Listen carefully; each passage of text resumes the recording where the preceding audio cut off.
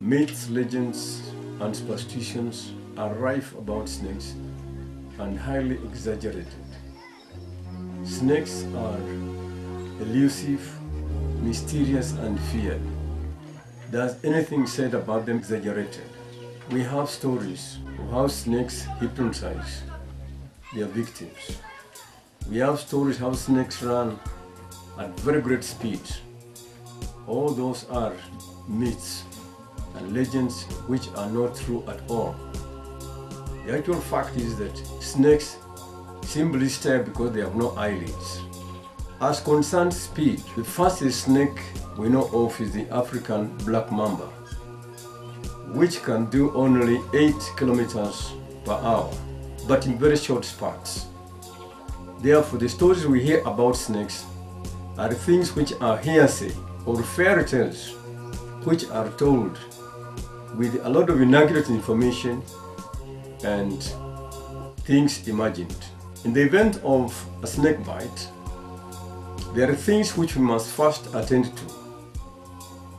We must, first of all, ask the patient to lie down. Reassure that patient that he will be all right. That's very important because there is panic. When someone is bitten by a snake, those around him panic and run away. The fellow who remains behind may not have practical skills of applying first aid. So it is important that you have some facts on what you have to do in the event of a snake bite. Normally, if it's a very poisonous snake has injected the poison, the two fangs will show. So it's from that side that you'll have to apply your bandage in the case of a mamba or a cobra bite. But in the case of a puffer bite, do not apply a bandage. Let the patient lie down, mobilize the limb, apply a splint, tie it lightly so the leg cannot move at all. Carry that patient, put him in a vehicle, take him to hospital. In the event of a mamba or a cobra bite, you can apply a bandage from the area of bite progressing upwards, but do it firmly. That surely helps to hold the poison in the place. Do it firmly and move it up, and then put that leg also in a splint. Because the idea of using a splint is that this person does not have to walk again, so that the poison climbs up. The poison will remain there, and do not disturb that leg. Carry him safely to a vehicle and take him to hospital. It's until the patient in the presence of a doctor that the wound shall be opened, the doctor shall do the necessary.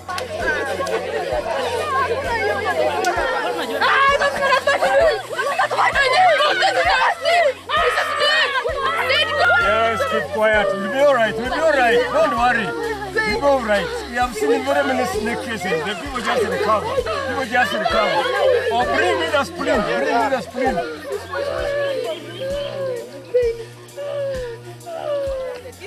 Okay, we shall first of all apply a bandage so that the poison does not go. It was what kind of snake? It was green. Oh, what color was it? Green. It was green. Yes. Oh, it was not green. You will be alright. You will be alright. You're going to recover. You have seen in very many cases of it. You hold this here, Bona. Don't look at me like that. Okay.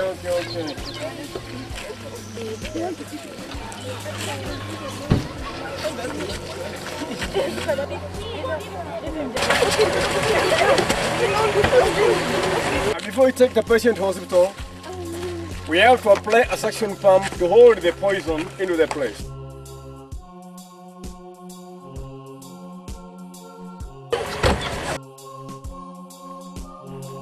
Some people are armed with old ideas on how to apply first aid in the event of a snake bite. These ideas are all wrong because after a long experience and research, we found that they don't cure snake poison at all. One is to not cut through the wound as you are cutting for the poison to come out. No, you'll be encouraging it to enter into the bloodstream. So don't touch the wound, leave it as it is. Do not inject potassium permanganate or apply potassium permanganate on the wound. It has no effect at all on the snake poison. Instead, it will damage the wound and more damage on the victim, giving more suffering than actually helping. So avoid potassium permanganate. Occasionally, while we're walking around, we find that people say, sell some container potassium permanganate saying dawa ya nyoka, the medicine for the snake. That is not accepted. That should be very discouraged using any means available. In the case of a perfid bite, we mentioned this earlier, do not apply a bandage. Simply immobilize the limb, move the patient to hospital. Do not freeze or put ice on the wound, think that you are helping, you're not actually helping. Ice that has no effect on the poison. Do not apply electric shocks, believing that you are binding the poison. No, you'll just be traumatizing this person for nothing, because the electric shock has no effect on the snake venom. Occasionally people use other things. There are some ashes they apply. They use what they call snake stones. All those things have no effect on the snake poison. All you need to do is that do what we have described earlier on and move the patient to hospital. 5 snake poisons or venoms have been identified. These are the cytotoxic, the neurotoxic, the hemotoxic, the cardiotoxic, and the myotoxic. The cytotoxic is a preserve of the vipers and others. When one bitten by a large viper, like a bone viper, there is sharp pain in the beginning, and then the limb begins to swell. The process we call edema. In the final analysis, after 5 to 6 hours, it's a large carbon viper and injected enough poison, this patient will have to suffer internal hemorrhage, where the blood begins appearing in the urine, through the sputum, and the fellow may fall in a coma and die. The second type of poison is a neurotoxin, which is a preserve of the mambas and cobras. If injected, there isn't much swelling as into the vipers and others, but there's a sharp pain. In the cobra bites, there could be a bit of swelling, but does not progress very much. After some 3 or so hours, the patient has slurred speech, blurred vision, gets confused as if he's drunk, saliva flowing from the mouth, and then he cannot breathe properly. The chest becomes tight, and then he may die out of asphyxia, and the body will be paralyzed. The third type of poison is hemotoxic, which is injected by, there are 2 dangerous snakes in that category, the boomslang and the vine snake. But the boomslang is the most dangerous. It injects the hemotoxic poison, which affects the power of clotting of the blood. It delays the clotting time of the blood, or the blood does not clot completely. And after some 2 or 3 days, the patient begins bleeding from every orifice on the body or every opening on the body, and eventually goes in a coma and dies. The fourth type of poison is the Cardiotoxin, which is a preserve of the black mamba and the burrowing acids. This one simply paralyzes the heart and the patient dies of the heart paralysis. The fifth kind of poison is the Myotoxic, which is a preserve of the sea snakes. Here, there isn't much pain after the patient has been bitten. But after some 2 or 3 hours, the skin becomes, the flesh becomes sensitive to pressure.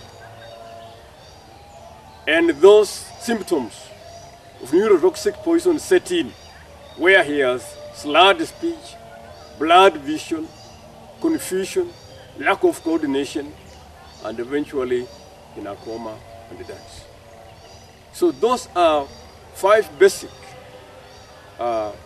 snake poisons that we have. Although we cannot talk specifically, what we are referring to here is that we look at the main ingredient, because when you analyze all these poisons, you find that the ingredients are spread through all of them, but depends on who has got more than the other. Then they are classified. Thank you. In the event of a bite, when a speeding cobra, Natia crocalis, throws poison into the eyes of a person, there is something you have to do first. Don't do anything else. Look for plenty of water. Wash those eyes. And where possible, alert the hospital before you get there, because that's an emergency. This person can lose his eyes. You apply a lot of water in the eyes. Carry the patient near to hospital. Don't go and queue at the hospital, because this is an emergency. Someone can lose his eyes. You go right away to where the doctor is and tell him what is your problem. Then the doctor will have to attend, because the doctors understand this case. That's what should be done in the event of someone, a poison being thrown in his eyes. You apply a lot of water. Take note that the speeding cobras have acetotoxic poison, which will digest the eyes unless there is quick action which is taken to save these eyes. There are precautions we have to take to avoid snake bite. And if we take these precautions carefully, we are bound to avoid a lot of snake bites which we see in our area. Do not molest snakes. If you are not a snake catcher, leave snakes alone. Currently, if there are snakes in your vicinity, visit Pestigon Kitale. They'll give you a drug called snake fix, which the snakes will take and die on their own without you killing them. Wear boots and leggings, loose trousers tucked into the boots when walking in a thick bush. If you are suddenly confronted by a startled snake, especially a rearing cobra, mamba, or puffered, stand still, make no movements. The snake will eventually turn and go away from you. If it does not turn, then you turn deliberately and move away from it without making any moves. Avoid building loose stone walls or rockeries close to your house. These provide ideal refuge for snakes. Avoid thick creepers or shrubs like bougainvillea against your house walls, as they are attractive to boomslangs and mambas. Avoid walking around after dark. Many venomous snakes are nocturnal and therefore are out at night hunting for their prey. Remember that snakes are probably more afraid of humans than humans are of snakes. Given a chance, snakes will usually retreat to avoid encounter. After all, snakes are able to hear you before you see them, because their hearing is embedded right in the skull, and the moment you come trampling the ground, the snake has already seen you. In most cases, they avoid you. It's until you confront them that they act. Do not handle frequently killed venomous snakes. If you touch the fangs are able to inject poison. Avoid swimming in waters where snakes are abound. Most land poisonous snakes swim well and can bite while in water. Avoid sleeping on the ground in a snake-infested country. Don't turn or lift rock or fallen trees with your hands without looking underneath. I would rather you use a crowbar to turn a heavy log which you are not seeing underneath. These are precautions. If you are wise and you live in a snake-infested country, if you take them seriously, you'll definitely avoid the snake bite, which is frequent in our country, especially Mwingi, Kitui, and Makueni. Thank you.